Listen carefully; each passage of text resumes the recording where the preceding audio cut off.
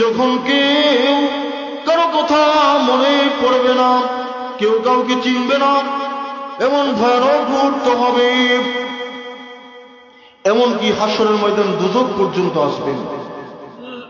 দোজখের ভয়ঙ্কর চিৎকার থাকবে, এটাই বলবে ওহে রব্বুল আলামিন, ওহে প্রভু, আজকে আল্লাহর নাফরমানগুলো কোথায়? তাদেরকে আমি আজকে জ্বালিয়ে পুড়িয়ে দেব, যারা আল্লাহর দুনিয়ায় থেকে আল্লাহর কথা শুনে না। তো যাই হোক, আল্লাহ রাব্বুল আলামিন আমাদেরকে এই সংক্ষিপ্ত আলোচনার উপর আমল করার তৌফিক দান করুন, সকলে বলুন আমিন।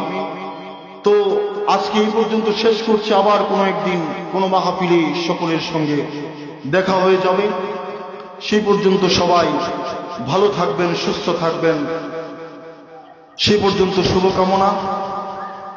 এবং যা বলেছি কোরআন হাদিস থেকে বলেছি, আওয়ালে আখিরাত থেকে বলেছি, তারপরও যদি কোনো মিস ইনফরমেশন এবং কোনো কিছু ভুল তথ্য বেরিয়ে থাকে, তাহলে আল্লাহ রাব্বুল আলামিন আপনাদের স্মৃতিবোধ থেকে তা মুছে দিন, বলুন আমিন।